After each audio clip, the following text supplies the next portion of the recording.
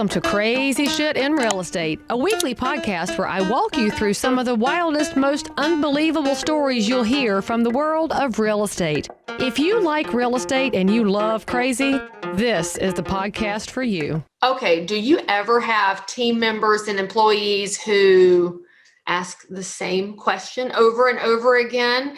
And you wish there was one centralized place to send them to find everything they knew to be productive and efficient. There is. Sweet Process is this really cool company. They reached out to me and said, "Hey, Leigh Brown, we want to sponsor the podcast." And I said, "Well, then, hey, Sweet Process, let me see what you offer." And I freaking love it. Here's why. It's a software that enables your company to have a central place for procedures, policies, and processes, all the 3Ps. We'll just say that. And it becomes so easy for upper management, middle management, and then everybody in the organization to collaborate, because everybody's going to see these 3Ps differently: procedures, processes, and policies. You can also know that this allows you to keep your processes really living and fluid, because you can change them at any time. You can organize and reprioritize, assign tasks. It's so intuitive.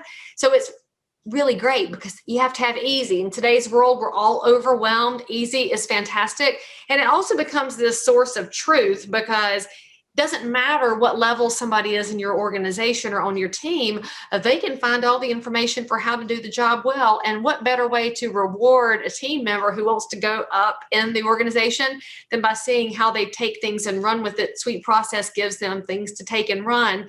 And also, this makes your training super easy. In fact, I started my Sweet Process journey with onboarding for my team members, because I need to make people more successful more quickly. And I love it because now anybody around me can get their task done quickly, and the instructions are right there. Now, you should know they always offer a 14-day free trial. So high five, Sweet Process. That's super cool. But because you're Leigh Brown's people, you're going to get the 28-day free trial, which is great, because I know you'll sign up and totally forget because you're not organized yet. Then you'll use Sweet Process and you're going to love it too. So if you go to sweetprocess.com/crazy shit in real estate to sign up now, you don't even need to give them a credit card. So when you go to this link, by the way, they know that you came through Leigh Brown's people, and that gets you all the extra love. And then they'll want to let me keep playing with the product too. So go check out Sweet Process. Make your company stronger today. Hello, friends. Whoa, I'm going to knock my paper down here. Leigh Brown here. Welcome back to Crazy Shit in Real Estate, which includes obviously the state of my office. But welcome back. Today, you're going to meet one of my new friends, fast friends, and frankly, somebody that I wish I'd known in real estate longer, Danny Burgess. Danny is a realtor from the Bay Area of California. He's a 6-year veteran. By the way, his wife is 34 years old, and there's a reason that you want to know that Amanda is just 34 years old when you dial into this episode. Enjoy. I can't wait to hear what you think. As always, if you're enjoying the show, give a click subscribe, share this with a friend, because this is just Leigh Brown's passion project to bring y'all the interesting side of real estate. I'll see you on the other side. I do have to ask though, because the listeners are going to want to know. So when you told her she'd be gorgeous when she grew up, did she actually wind up too good looking for you? And so we could just say that you've outkicked your coverage, Danny. Absolutely too good looking for me. 100%. She grew up into a beautiful woman. She actually looks incredibly young still. She doesn't need makeup. Yeah, she's 34. She's absolutely stunning. She's 35, but she's absolutely stunning. She was 34 though. She was 34. I got that part right. Anyways, yeah. So she actually now is back in the real estate business with us, and she's my right-hand gal. So is she licensed, or does she run the organizational side of things? She was licensed. Absolutely loathed the position. That's how she ended up exiting the business. And then after we had our first son, we said, "Look, let's come back in the business. You love teaching," because she's a teacher. Why aren't you like agent care type of a role, keeping the agents accountable, keeping them on track? And this is our third team iteration. We've only been up and running now for 4 months. So we're pumped about our direction. So that's definitely kind of the crazy shit in real estate that the public doesn't always know about, that there's so many pathways that have nothing to do with day-to-day working with buyers, working with sellers, because on HGTV, of course, the only role somebody sees is either the property brothers doing demolition and charging $1 for it, or they see an agent showing 3 houses in 30 minutes and making a pile of money. But your wife is over here showcasing that there's 1,000 pathways in real estate, and she's trying as many of them as possible, which is a good thing. Yeah, for me. For her, For her though, because learning is not a bad thing, and figuring out where you belong is not a bad thing either. Yeah, absolutely. When you know something's not a fit, you can mark it off your list. It's true. It's true. We're going to figure that out this year. I'll tell you that. That's right. So you've been in real estate since you were an Uber driver, and I think you should totally tell that story, because real estate is not just dressing up and driving around. Sometimes it's driving other people around until you can dress up and drive around.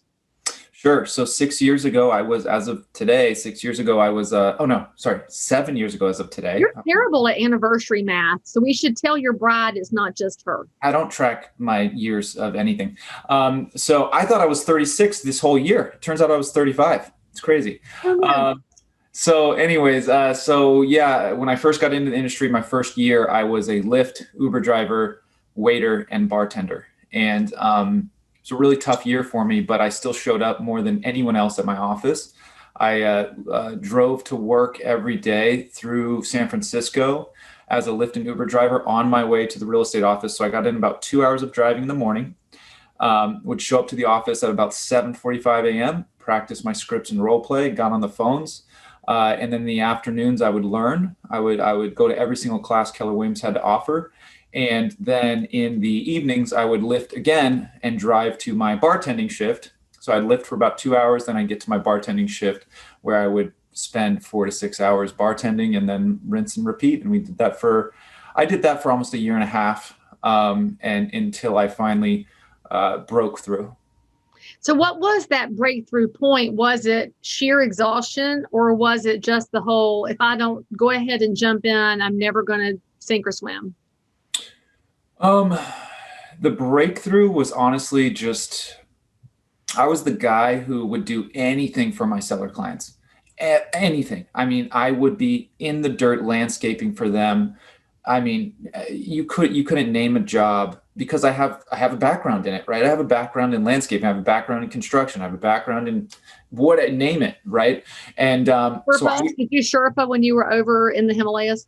I didn't Sherpa, but we did not use a Sherpa. Okay, so there's one thing you don't know how to do then. So I found the one thing. Well, technically, I was my own Sherpa, right? I didn't hire one, so I was. You didn't outsource. So it just took time for people to realize that I was doing more for my clients. Mm-hmm. Right? I was just doing more, and eventually that snowballs. So my first year, I did 2 transactions. That was while I was working 60 hours in another job, and I don't really call that my first year. I call that kind of my learning year.